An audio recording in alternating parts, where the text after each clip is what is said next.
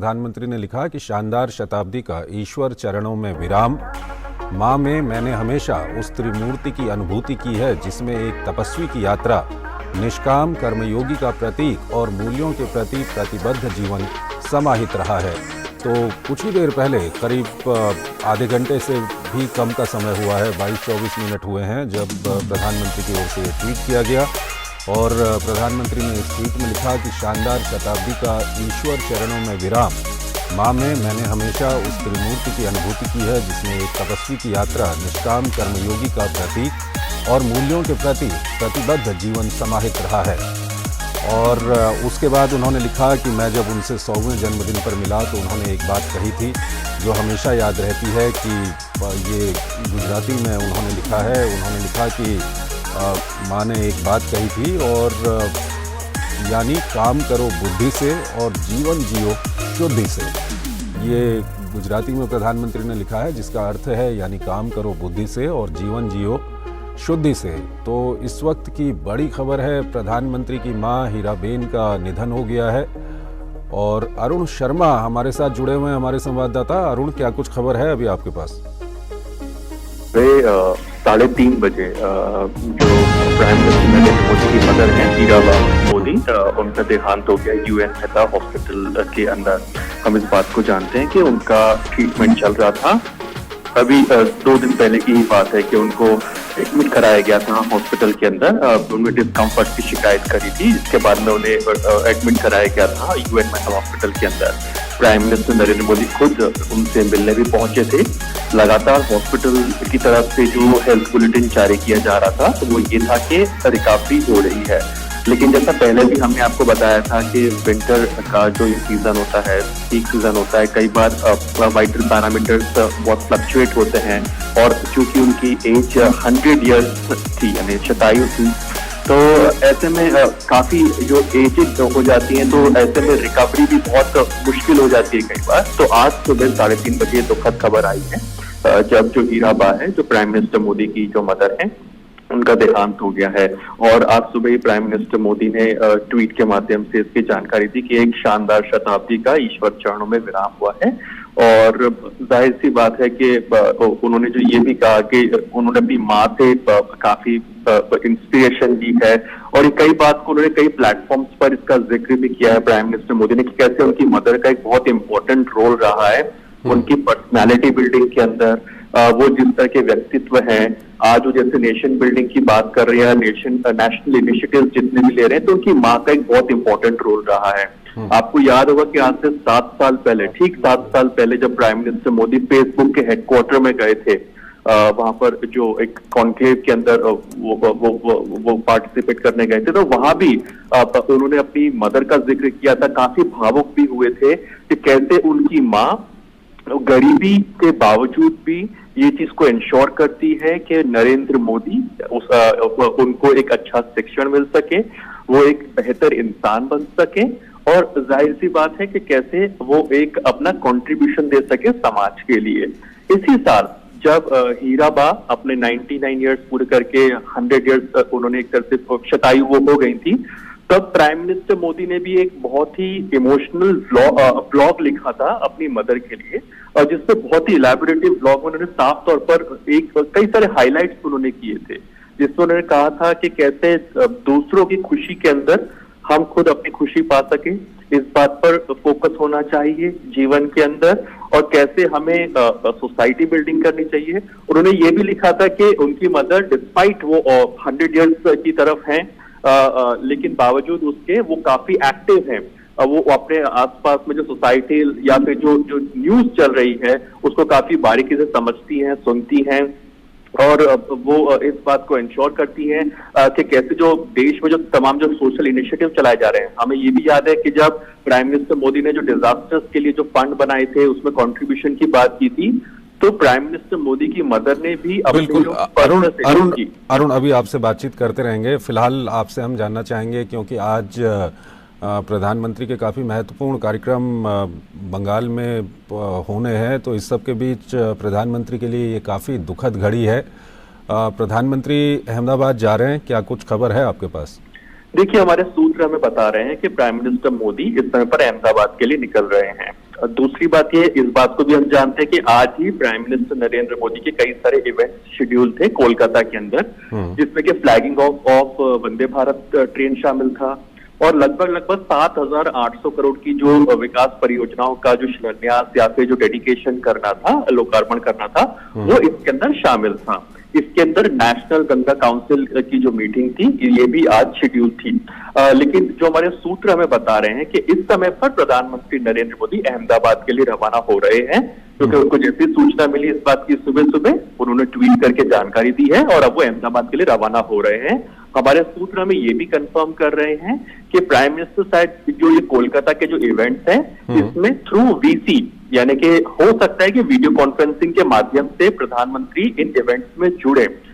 लेकिन चूंकि इस बात को हम समझ सकते हैं, एक प्रधानमंत्री के तौर पर ना सोच करके ये अगर देखा जाए कि अगर एक इंसान अगर अपनी मां को कोई खो देता है तो उसके लिए कितनी दुखद की घड़ी हो सकती है। तो इस समय पर प्रधानमंत्री नरेंद्र मोदी के बजाय केवल एक नरेंद्र मोदी एक व्यक्ति के लिए सोचे कि जिसने अपनी मां को खो दिया है, तो इस समय पर उनकी जो शायद पहली प्रायोरिटी है या फिर जो उनका जो धर्म यही कहता है कि वो सबसे पहले अहमदाबाद जाएं और अपनी मां की जो एक तरह से अंतिम यात्रा आप कह सकते हैं उसमें वो सम्मिलित हो, तो वो इस समय पर वही करने जा रहे हैं। लेकिन हम इस बात को जानते हैं कि प्राइम मिनिस्टर नरेंद्र मोदी का अप्रोच हमेशा ये रहा है कि कैसे आप एक कर्मयोगी की तरह अपने कर्मों को भी निभाएं, अपने धर्म को भी निभाएं। तो ऐसे में जो देश की जो विकास परियोजनाएं हैं, वो जो कार्यक्रम थे वो जैसे प्लान थे वैसे ही चलते रहेंगे। यानी कि वो इवेंट जो वहां पे शेड्यूल था वो इवेंट वहां पर होगा, या हमारे सूत्र हमें कंफर्म कर रहे हैं, ये टॉप सोर्सेज हमें कंफर्म कर रहे हैं कि जो भी प्लान जो इवेंट थे आज कोलकाता के अंदर, जो लगभग 7,800 से 8,000 करोड़ की जो परियोजनाएं थी जिनका लोकार्पण या शिलान्यास होना था, वो एज पर प्लान रहेगा। लेकिन बहुत लाइकली है कि प्राइम मिनिस्टर मोदी ठीक है अरुण, अगर हम हीराबा की बात करते हैं तो पूरे देश ने जो देखा है जब से प्रधानमंत्री मोदी प्रधानमंत्री बने हैं, तो लोग जितना प्रधानमंत्री मोदी से नज़दीकी महसूस करते हैं वो हीराबा को भी जानते हैं, हीराबा से भी वो अपनी नज़दीकी महसूस करते हैं। और चाहे कोविड के दौरान में वैक्सीन लेने की बात हो, हीराबा आगे बढ़कर गई थी, उन्होंने वैक्सीन ली थी और इसका फ़र्क पूरे देश में भी पड़ा। उन्होंने पूरे देशवासियों को एक प्रेरणा भी दी वैक्सीन को लेकर के। या उसके बाद अभी कुछ ही दिनों पहले की हम बात करें, जब अहमदाबाद में विधानसभा चुनाव चल रहे थे तो हीराबा वहां पर पहुंची हुई थी और मेघना हमारे साथ जुड़ चुकी हैं। शायद मेघना, आप जब हीराबा वोटिंग के लिए वोट करने आई हुई थी, अभी 100 साल की उनकी उम्र थी, आप वहां पर मौजूद थी शायद मेघना?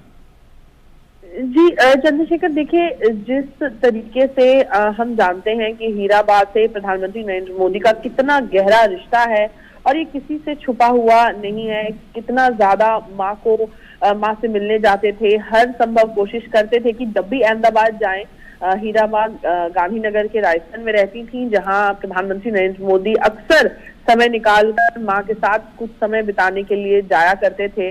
और हमने देखा है कई बार तस्वीरों में कि कई बार माँ के साथ चाय की चुस्की ले रहे हैं या फिर कई बार खिचड़ी खा रहे हैं माँ के साथ। तो कई ऐसी यादें प्रधानमंत्री नरेंद्र मोदी की जुड़ी हुई हैं माँ के साथ, जो कि दुनिया ने भी देखी हैं। और ऐसे में जब आज सुबह 3:30 बजे, हम जानते हैं परसों हीराबा की तबीयत खराब हुई थी, जिसके बाद उन्हें अस्पताल में भर्ती किया गया था। और अक्सर ये कभी ये देखा नहीं गया है कि हीराबा की तबीयत ऐसी बिगड़ी हो कि उन्हें अस्पताल जाना पड़े, लेकिन इस बार उनकी तबीयत जो खराब हुई, प्रधानमंत्री नरेंद्र मोदी बिना वक्त गवाए अहमदाबाद पहुंचे और उसके बाद बताया गया कि तबीयत स्टेबल है। लेकिन आज सुबह ही 3:30 बजे ये दुखद खबर आई कि प्रधानमंत्री नरेंद्र मोदी की माता हीराबा उनका निधन हो गया UN मेहता हॉस्पिटल में, जो अहमदाबाद में स्थित है। अब ऐसा सूत्रों द्वारा बताया जा रहा है कि प्रधानमंत्री नरेंद्र मोदी दिल्ली से निकल रहे हैं अहमदाबाद पहुंचने के लिए। और बेशक बहुत दुख की घड़ी है, क्योंकि प्रधानमंत्री नरेंद्र मोदी का जिस किस्म का रिश्ता हीराबा के साथ रहा है, और कई बार हमने देखा है कि देखिए इस बार इसी साल 18 जून को उनका 100वें वर्ष में प्रवेश हुआ था हीराबा का। और उनके संघर्ष के बारे में प्रधानमंत्री नरेंद्र मोदी अक्सर कई मंचों से बात करते हुए नजर आए हैं। उन्होंने कई बार माँ के लिए ट्वीट भी किया है। हमने देखा है कि जन्मदिन के अवसर पर कई बार माँ से मिलना नहीं चूके प्रधानमंत्री नरेंद्र मोदी। और हाल ही में चंद्रशेखर, मैं उस जगह पर मौजूद थी 4 तारीख को, मुझे साफ याद है 4 दिसंबर को प्रधानमंत्री नरेंद्र मोदी माँ से मिलने रायसन गए थे, घर पे गए थे, चाय पीते हुए नजर आए थे। हम जानते हैं कई बार माँ से मिलने जाते थे तो माँ अपनी बचत से कुछ पैसे भी प्रधानमंत्री नरेंद्र मोदी को आशीर्वाद के तौर पर देती थी। तो ऐसी कई यादें न केवल प्रधानमंत्री नरेंद्र मोदी की जुड़ी हुई हैं, बल्कि हम लोगों ने जितनी बार कवर किया है कि प्रधानमंत्री माँ से मिलने जा रहे हैं, कई ऐसी यादें हमारे जहन में मेघना, यही हम आपसे जानना चाह रहे थे। दरअसल 100 साल की उनकी उम्र थी, लेकिन जिस तरह से वो एक्टिव रहती थी और खासकर प्रधानमंत्री नरेंद्र मोदी के प्रधानमंत्री बनने के बाद जो वाक़ये सामने आए हैं, चाहे हम कोविड महामारी के दौरान में हीराबेन ने जिस तरह से आगे बढ़ के कोविड वैक्सीन लेने में दिलचस्पी दिखाई थी, पूरे देश को उससे प्रेरणा मिली थी। और हाल ही की जब आप बात कर रही हैं, वो जिस तरह से वोटिंग करने आई थी, तो 100 साल की उम्र होने के बावजूद भी काफ़ी एक्टिव रहती थी वो। बिल्कुल एक्टिव। तो हीराबा के कई बार ऐसी तस्वीरें भी सामने आई थी, जब अगर नोटबंदी के समय की बात हो या फिर वैक्सीन लेने के लिए हो, कई ऐसी तस्वीरें सामने आई जब दिखा कि हीराबा कितनी एक्टिव हैं अभी भी। और हर बार तस्वीरों में हमने शायद ही कोई ऐसी तस्वीर देखी होगी जहां पर हीराबा के चेहरे पर मुस्कान नहीं नजर आई हो। हर बार ये एक उनके चेहरे पर एक तेज रहता था और मुस्कान उनके चेहरे पर नजर आती थी। और इस बार एक बहुत ही इमोशनल ब्लॉग प्रधानमंत्री नरेंद्र मोदी ने लिखा था, जब हीराबा के लिए प्रधानमंत्री नरेंद्र मोदी ने एक ब्लॉग लिखा था जब वो 100वें वर्ष में उन्होंने प्रवेश किया था। और उन्होंने इस बात को कहा था जिससे उनका जो जुड़ाव है माँ के साथ वो साफ तौर पर झलकता है। उन्होंने कहा था कि माँ ये सिर्फ एक शब्द नहीं है, जीवन की ये वो भावना होती है जिसमें स्नेह, धैर्य, विश्वास और कितना कुछ समाया होता है। दुनिया का कोई भी कोना हो, कोई भी देश हो, हर संतान के मन में सबसे अनमोल स्नेह माँ के लिए होता है। तो ऐसी बात बेशक उन्होंने लिखी माँ के लिए, जिससे साफ तौर पर उनका जो गहरा रिश्ता है पता चलता है। और परसों ही जैसे ही माँ की तबीयत खराब हुई, वो तुरंत अहमदाबाद पहुंचे, माँ का हालचाल जानने के लिए पहुंचे थे। तो बेशक प्रधानमंत्री नरेंद्र मोदी के लिए भी दुख की एक घड़ी है। और ऐसे में बताया जा रहा है सूत्रों के द्वारा कि अभी वो अहमदाबाद के लिए रवाना हुए हैं या हो रहे हैं। तो ये बेशक एक अहम समय है प्रधानमंत्री नरेंद्र मोदी के जीवन में, जब इतने साल से जो माँ का साया था सर पे, माँ से जो प्रेम था, वो बेशक अब केवल यादें बचकर रह जाएंगी। लेकिन बेशक बेहद दुख की घड़ी प्रधानमंत्री नरेंद्र मोदी के लिए। बिल्कुल मेघना, आप हमारे साथ बने रहिए। हम दर्शकों को बता दें कि प्रधानमंत्री ने अपनी माताजी को लेकर के एक ब्लॉग भी लिखा था और उस ब्लॉग में काफ़ी महत्वपूर्ण शब्द प्रधानमंत्री ने अपने माताजी को लेकर लिखे हुए हैं। प्रधानमंत्री ने उसमें एक जगह लिखा है कि बचपन के संघर्षों ने मेरी माँ को उम्र से बहुत पहले बड़ा कर दिया था। वो अपने परिवार में सबसे बड़ी थीं और जब शादी हुई तो भी सबसे बड़ी बहू बनी। बचपन में जिस तरह वो अपने घर में सभी की चिंता करती थीं, सभी का ध्यान रखती थीं, सारे कामकाज की जिम्मेदारी उठाती थीं, वैसी ही जिम्मेदारियां उन्हें ससुराल में उठानी पड़ी। इन जिम्मेदारियों के बीच, इन परेशानियों के बीच माँ हमेशा शांत मन से हर स्थिति में परिवार को संभाले रहीं। वडनगर के जिस घर में हम लोग रहा करते थे वो बहुत ही छोटा था। उस घर में कोई खिड़की नहीं थी, कोई बाथरूम नहीं था, कोई शौचालय नहीं था। कुल मिलाकर मिट्टी की दीवारों और खपरेल की छत से बना वो 1-1.5 कमरे का ढांचा ही हमारा घर था। उसी में माँ, पिताजी, हम सब भाई बहन रहा करते थे। उस छोटे से घर में माँ को खाना बनाने में कुछ सहूलियत रहे, इसलिए पिताजी ने घर में बांस की फट्टी और लकड़ी के पटरों की मदद से एक मचान जैसी बनवा दी थी। वही मचान हमारे घर की रसोई थी। माँ उसी पर चढ़कर खाना बनाया करती थी और हम लोग उसी पर बैठकर खाना खाया करते थे। सामान्य रूप से जहां अभाव रहता है वहां तनाव भी रहता है। मेरे माता पिता की विशेषता रही कि अभाव के बीच भी उन्होंने घर में कभी तनाव को हावी नहीं होने दिया। दोनों ने ही अपनी अपनी जिम्मेदारियां साझा की हुई थीं। अरुण हमारे साथ बने हुए हैं। अरुण, प्रधानमंत्री के ब्लॉग से कुछ लाइनें अभी मैंने ये पढ़ी हैं और कुछ अन्य लाइनें हैं वो बाद में अभी मैं पढ़ने की कोशिश करूंगा। कुल मिलाकर एक संघर्षपूर्ण जीवन हीराबेन का रहा हुआ है, जिसमें उन्होंने जितनी अच्छी परवरिश, जितने अच्छे संस्कार अपने परिवार को दे सकती थीं उन्होंने दिए। अरुण। बिल्कुल चंद्रशेखर, आप इसमें एक और बात नोट कीजिए कि हीराबा के बेटे देश के प्रधानमंत्री बन जाते हैं। अगर वो चाहती तो वो दिल्ली में अपने बेटे के साथ प्रधानमंत्री जो घर होता है उनका वहां रह सकती थी, लेकिन ये एक तरह से एक जो योगिक थॉट होती है कि ये जो कुर्सी है वो देश के प्रधानमंत्री की है, उनके बेटे की नहीं है। ये जो एक उनमें एक इंटेंट था, एक योगिक थॉट था, वही वजह थी कि वो यहाँ पर नहीं आई। दूसरी बात, ऐसे कई सारे ओकेजन्स रहे हमने देखा जिसमें जो भी नेशनल लेवल पर जो प्राइम मिनिस्टर ने जो एक बड़े इनिशिएटिव्स लिए देश के लिए, जो रिफॉर्मिस्ट जो अप्रोच रखी प्राइम मिनिस्टर मोदी ने, जो नेशन बिल्डिंग का एक जो थॉट था प्राइम मिनिस्टर का, उसके लिए वो आगे बढ़ रहे थे। तब जो हीराबा पिछले अगर 8 सालों की हम बात करें तो उस समय पर उनका भी कंट्रीब्यूशन, अगर आपको याद होगा कि जो डिजास्टर्स के लिए जो फंड बनाए गए, किस देश में जो कैलामिटीज आते हैं, डिजास्टर आते हैं, तो उसमें कंट्रीब्यूशन किया जाए, प्राइम मिनिस्टर की ये अपील रही थी। क्योंकि 2016-17 की बात है जब प्रधानमंत्री का जन्मदिन था, उसी समय पर देश के कुछ हिस्से में साइक्लोन भी चल रहे थे, तो उस समय पर प्राइम मिनिस्टर मोदी ने अपील की थी कि लोग राहत कोष के अंदर अपने जितना हो श्रद्धा अनुसार वो कंट्रीब्यूट करें।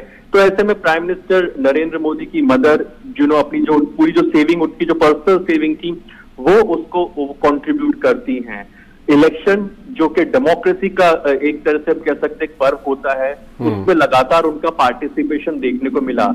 ये वो शतायु वोटर के तौर पर भी हम उनको याद रख सकते हैं कि कैसे उन्होंने दूसरों को इंस्पायर किया कि कैसे जो फेस्टिवल ऑफ डेमोक्रेसी को जो सेलिब्रेट किया जाता है, उसमें चाहे आपकी उम्र 100 साल हो या 18 साल हो, आपको बढ़ चढ़ करके उसमें हिस्सा लेना चाहिए।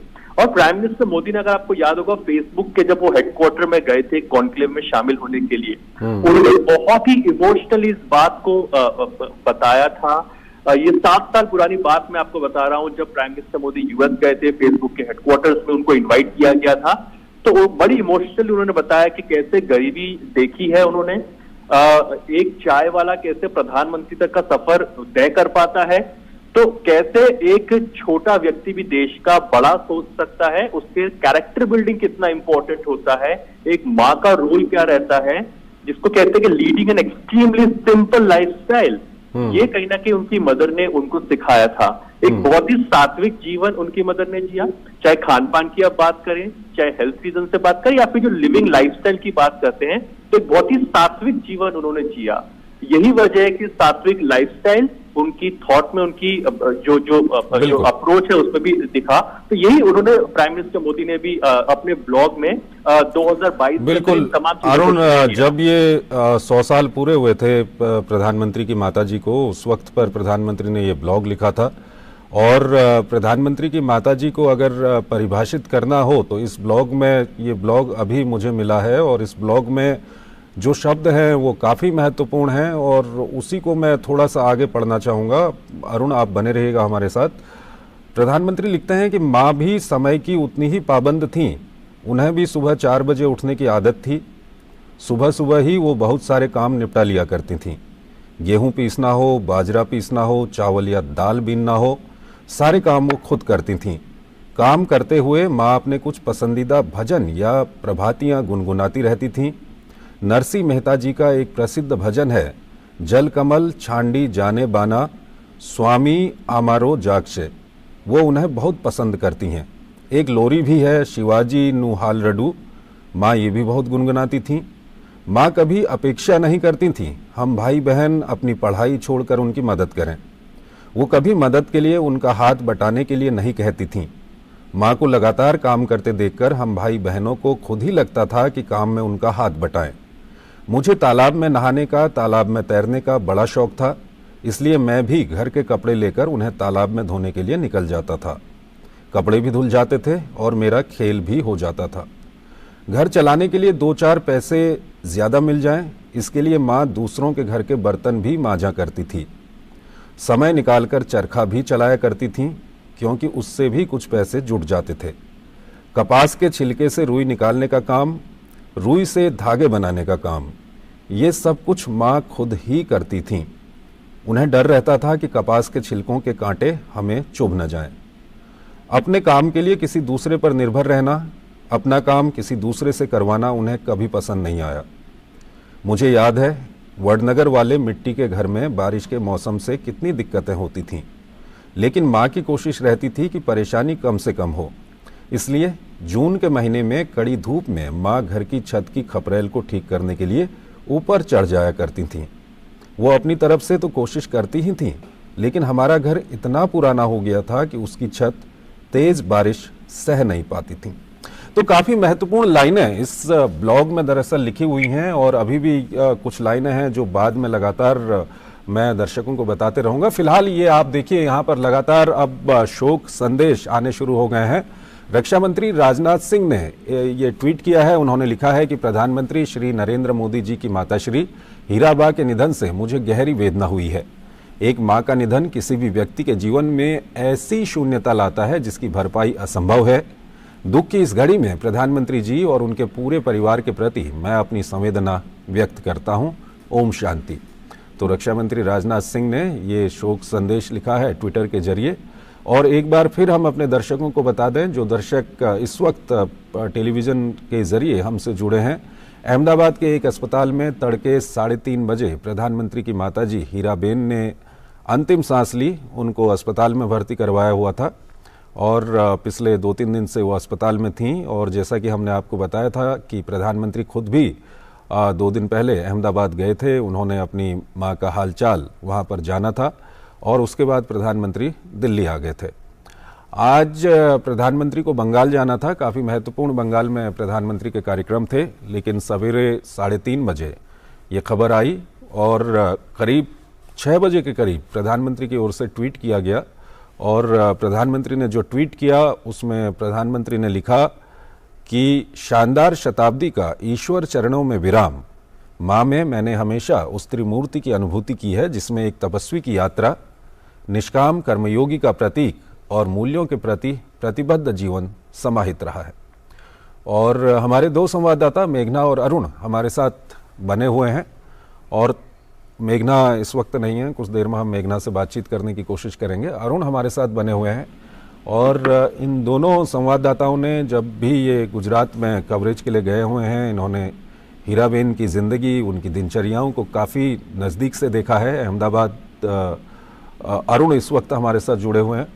अरुण, जो प्रधानमंत्री का ब्लॉग था उसके कुछ लाइंस कुछ देर पहले मैंने उन लाइंस को भी पढ़ा था। कुल मिलाकर एक ऐसा जीवन जो काफ़ी संघर्ष में गुजरा हो और लेकिन उसके बावजूद भी ऐसे संस्कार अपनी आने वाली पीढ़ी को कि बेटा भारत के सबसे उच्च पद प्रधानमंत्री पद तक पहुंच गए, न सिर्फ भारत के प्रधानमंत्री बने बल्कि आज की तारीख में दुनिया के सबसे ताकतवर और सबसे पॉपुलर नेताओं में प्रधानमंत्री का नाम शुमार है। क्या कहेंगे अरुण? बिल्कुल, कोई भी काम छोटा नहीं होता। यही शायद हीराबा ने प्राइम मिनिस्टर मोदी को हर बार सिखाया है। आपको याद होगा कि जब प्राइम मिनिस्टर नरेंद्र मोदी वडनगर गए थे, ये 2016-17 के आसपास की बात है, जब प्राइम मिनिस्टर मोदी वडनगर के अपने दौरे पर गए थे। वहां पर उनकी कई सारी यादें थी। हमने उनके स्कूल को कवर किया जहां प्राइम मिनिस्टर मोदी वडनगर के स्कूल में पढ़ते थे। उस तालाब को भी हमने कवर किया जब प्राइम मिनिस्टर मोदी जिस समय पर वो बाल्यावस्था में थे तो तालाब के पास नहाया करते थे, स्विमिंग वहां पर किया करते थे। और उन जगहों को भी हमने कवर किया जहाँ पे अपने दोस्तों के साथ रहते थे। और उस रेलवे स्टेशन को भी हमने वहां पर कवर किया था जहां पर वो चाय बेचा करते थे। जो आर्मी पर्सनल वहां से ट्रेन में गुजरा करते थे तो उनको चाय वो सर्व किया करते थे। हमने उन तमाम चीजों को देखा। इन तमाम जगहों पर जाने के बाद वहां पे कई लोगों से मिलने के बाद जो आज की तारीख में काफी वृद्ध हो चुके हैं, जो नरेंद्र मोदी को बतौर नरेंद्र मोदी जानते हैं, यानी प्रधानमंत्री बनने से पहले जानते हैं, वो लोग तमाम लोग ये बताते हैं कि उनकी माँ का एक बहुत इंपॉर्टेंट रोल था और जितने लोग उनकी मदर को जानते हैं बताते हैं कि बहुत ही सिंपल लिविंग थी। किसी ने सोचा नहीं था कि इतनी सिंपल लिविंग रखने के बाद भी क्या उनके जो बच्चे हैं वो इतना अच्छा लाइफ में करेंगे। आपको बता दें कि प्राइम मिनिस्टर नरेंद्र मोदी के अन्य बड़े भाई भी हैं, एक बहन भी है, वो अपने अपने जगहों पर स्थित है। ये नहीं कि अपने भाई के पास वो बतौर प्रधानमंत्री आए और प्रधानमंत्री के पास में वो आए, लेकिन हाँ ये चीज उनकी मदर ने इंश्योर करी कि हमें अपना धर्म और कर्म इसको कैसे निभाना होता है। ये बात भी प्राइम मिनिस्टर मोदी ने अपने ब्लॉग में बड़े खूबसूरती के साथ में लिखी है। उन्होंने बताया है कि कैसे एक कार्मिक सोच को रखने की बात कही गई है, कैसे जीवन में स्थित प्रज्ञ रहा जा सके, यानी कि जब सुख आए तो उसमें बहुत ज्यादा आप उत्साहित ना हो जाएं, जब जीवन में दुख आए तो कैसे धैर्य बना करके रखें। तो एक स्थित प्रज्ञ जो कि कार्मिक योगी की जो एक अप्रोच होती है उसके साथ जीवन को कैसे जिया जा सके, उसको कहीं ना कहीं उनकी मदद ने सिखाया। क्योंकि बिल्कुल बिल्कुल अरुण, उसी ब्लॉग को, क्योंकि अभी शोक संदेश आने शुरू हो गए हैं तो उसी थोड़ा सा वक्त है, तो उसी ब्लॉग को आगे बढ़ाना चाहूंगा। प्रधानमंत्री ने उसमें लिखा है कि बारिश में हमारे घर में कभी पानी यहाँ से टपकता था, कभी वहां से। पूरे घर में पानी ना भर जाए, घर की दीवारों को नुकसान ना पहुंचे, इसलिए माँ जमीन पर बर्तन रख दिया करती थीं। छत से टपकता हुआ पानी उसमें इकट्ठा होता रहता था। उन पलों में भी मैंने माँ को कभी परेशान नहीं देखा, खुद को कोसते नहीं देखा। आप ये जानकर हैरान रह जाएंगे कि बाद में उसी पानी को माँ घर के काम के लिए अगले 2-3 दिन तक इस्तेमाल करती थीं। जल संरक्षण का इससे अच्छा उदाहरण क्या हो सकता है।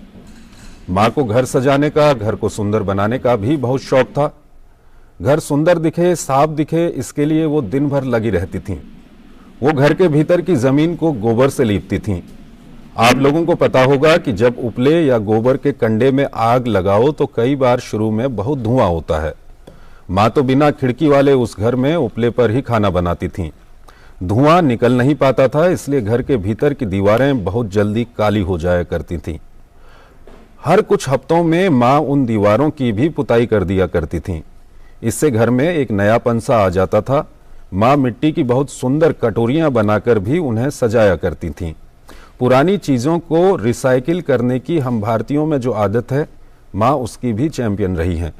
अरुण, हमने देखा है कि प्रधानमंत्री बनने के बाद प्रधानमंत्री का कुछ मामलों में काफी जोर रहा है, चाहे वो वाटर कंजर्वेशन की हम बात करें। इसके अलावा हमने उज्ज्वला देखा। उज्ज्वला योजना इसीलिए आई कि दूर दराज के गांव घरों में जो महिलाएं हैं वो चूल्हे को फूंकते फूंकते धुएं से उनकी आंखें, उनके फेफड़े खराब हो जाया करते थे।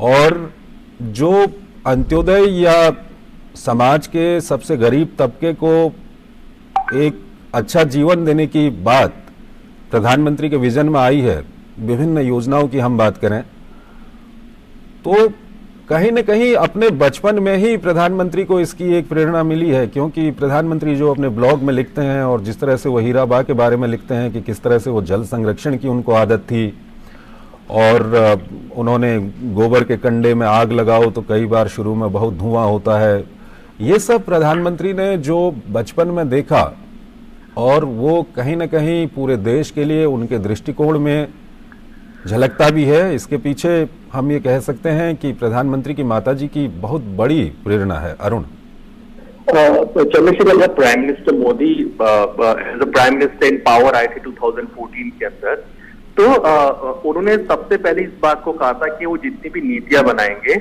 उसके केंद्र में गरीब, किसान और महिलाएं होंगी। तो एक इंक्लूसिव अप्रोच की उन्होंने बात कही थी और ये वजह इसलिए थी, उन्होंने इसको कई बार नेशनल या इंटरनेशनल प्लेटफॉर्म्स पर भी उन्होंने इस बात का इसको जिक्र किया कि उन्होंने अपनी मदर को गरीबी में देखा, उन्होंने अपने आप को गरीबी में देखा। गरीब होना कितना दुखदाई होता है, ये उन्होंने कई बार शेयर किया। और आज यही वजह है कि उन्होंने ऐसे कई सारे इनिशिएटिव्स लिए जिसमें महिला केंद्र में रही।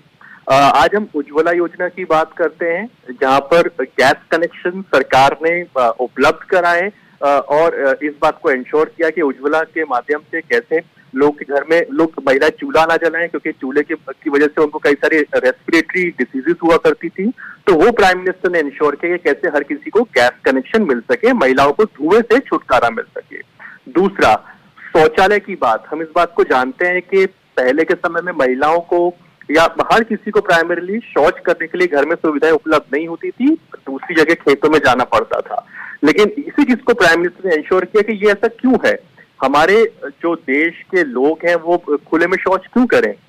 तो इसी वजह से उन्होंने ये जो इनिशिएटिव लिया जिसमें स्वच्छ भारत अभियान आया, उन्होंने वो जो ओडीएफ के इनिशिएटिव किए, जिसके से आज देश हम कहें तो ओडीएफ हो चुका है, ओपन डेफिकेशन फ्री हो चुका है।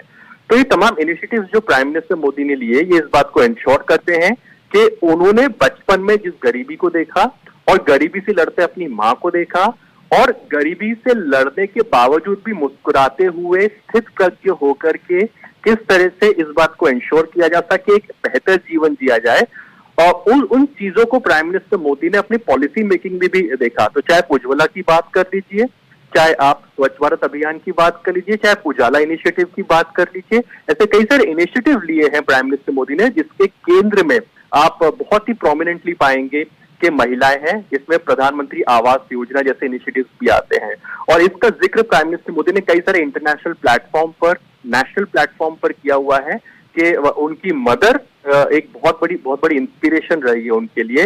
और जाहिर सी बात है आज बहुत ही दुखद दिन होगा उनके लिए, क्योंकि हमने पिछले 7-8 साल के अंदर हमने देखा कि प्राइम मिनिस्टर मोदी ने बतौर प्रधानमंत्री, और अगर पूरे 20-21 साल में देखे जब वो as a head of the एक तरह से स्टेट के रहे हैं या गवर्नमेंट सेटअप में रहे, बतौर चीफ मिनिस्टर आप कह लें